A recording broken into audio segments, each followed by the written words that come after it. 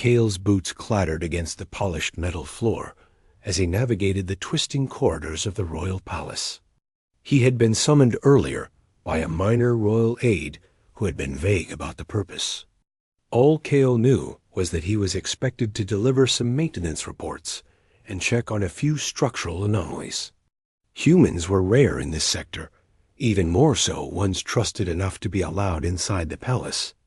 And Kale could feel the weight of curious alien eyes following him as he moved. The palace itself was a marvel of engineering. Bioluminescent panels lit the walls, changing colors in response to ambient mood sensors. Ceiling tendrils, both organic and mechanical, shifted slowly above, mimicking the motion of giant floating jellyfish. For a human, the scale of the architecture was overwhelming, but Kale had always been practical. He focused on his job, not the spectacle dot, as he approached what he believed to be the control hub for the upper wing. A door slid open with a gentle hiss. In his mind, he rehearsed a polite greeting, expecting a royal attendant. Without thinking, he stepped inside. What Kale did not realize was that this was not a control hub. The door opened into the private dressing chamber of the twin alien princesses, Lyra and Tessa, heirs to the Yalari throne. Both were in the midst of their morning preparations.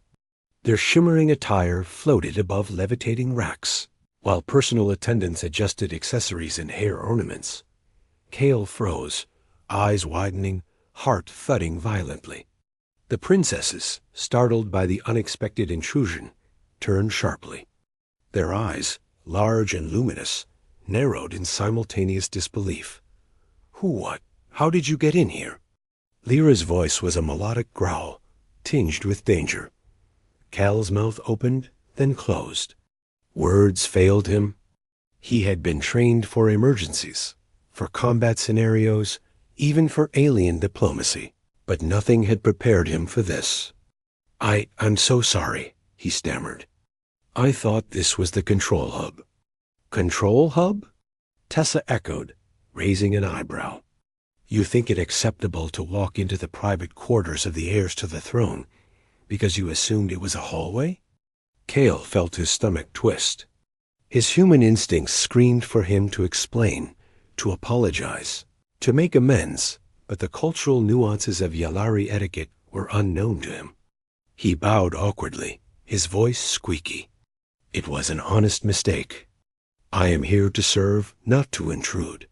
The room went silent for a moment. Lyra's lips curved, not into a smile, but something sharper, more cunning.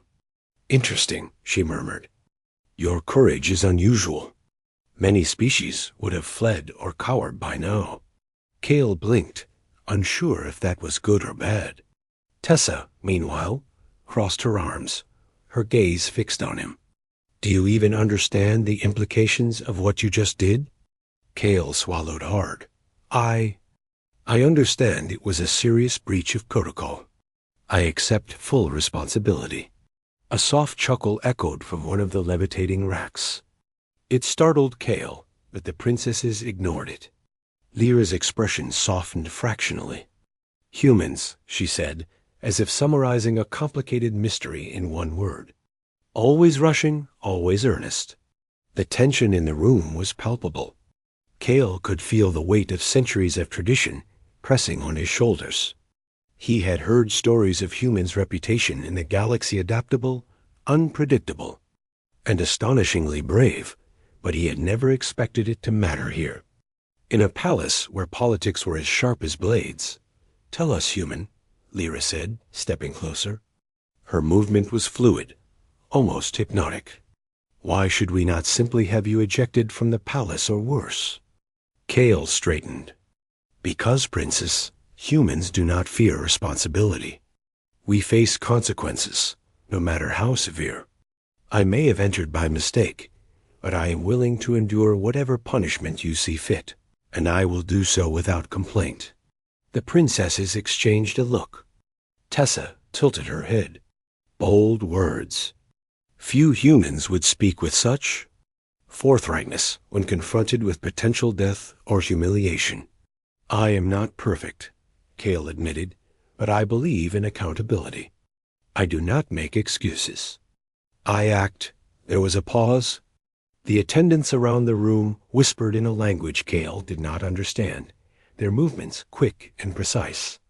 The tension did not abate, but it transformed into something more measured curiosity.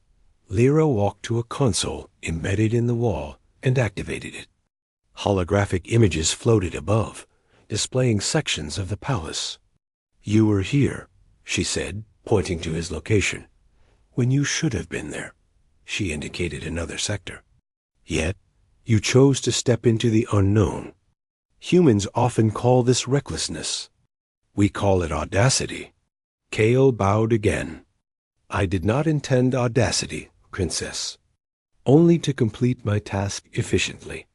Tessa's gaze softened as she studied him. "Efficiency is rare among our visitors. Most are cautious, slow, calculating. Humans, you are all extremes. Perhaps this is why your species has survived, while so many others falter." Cale's pulse quickened. He had heard legends of the Yelari monarchy intelligent, shrewd, formidable, but he never imagined he would be in the presence of their heirs, being evaluated for character rather than competence. "I did not come here to impress," Cale said honestly. "I came to do my job. If that reflects well on my species, I am grateful, but it was not my intention." The room was silent again, but now there was no hostility.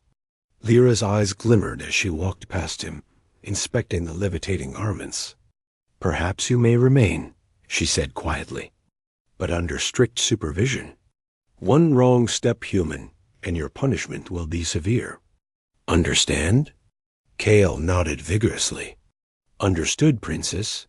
Tessa's lips curved into a small smile. "Do you always speak so plainly?" she asked. "Usually," Cale admitted. "Honesty tends to simplify complicated situations." Lyra chuckled, a sound that was musical and disarming. "You humans are strange. You walk into danger without knowing, and yet your clarity can be refreshing." Cale allowed himself a small exhale of relief. The tension had lifted slightly, though he remained acutely aware of the fragile boundary he had crossed. Over the next hour, Cale assisted the palace attendants with minor technical adjustments. His human hands were surprisingly effective, with the intricate machinery that powered the levitating racks and climate control devices in the dressing chamber. The princesses observed silently, occasionally making comments or asking questions. Cale answered honestly and concisely, never overstepping the cultural or personal boundaries he had narrowly avoided violating God by the time he was finished. The princesses had grown somewhat accustomed to his presence. Tessa even made a small joke about humans and their strange fascination with machinery, eliciting a soft laugh from Cale. Lyra's expression was more inscrutable, but there was a glimmer of approval in her eyes. When the time came for him to leave, Cale bowed deeply. "Thank you for your patience, princesses. I will ensure no further errors occur." Lyra inclined her head. "Humans are unpredictable," she said. "Yet there is a strength in your simplicity. Remember this, human. Not all who wander into danger are foolish. Some are extraordinary." Cale's heart lifted. In the grand halls of the Yelari Palace, where politics and tradition weighed heavily, a human had earned respect not through power, nor through cunning, but through honesty, accountability, and composure. As he stepped back into the corridor, the doors sliding silently behind him, Cale allowed himself a brief smile. He had walked into the unknown, faced judgment from alien royalty, and emerged not just unscathed, but acknowledged. Somewhere deep in the palace, Lyra and Tessa exchanged a glance. "Perhaps humans are worth observing further," Tessa said. Lyra nodded. "Yes, and perhaps one day they may teach even us a thing or two about courage." Cale, unaware of the conversation behind the closed doors, returned to his duties. Each step carried the quiet confidence of a human who had faced an impossible moment and had done what humans did best: act decisively, accept responsibility, and rise above expectations. In the vastness of the galaxy, amid alien politics, ancient traditions, and intricate palace intrigues, one human had proven a simple truth: bravery, honesty, and integrity were universal languages. And sometimes they could turn a near disaster into a testament of human strength and character.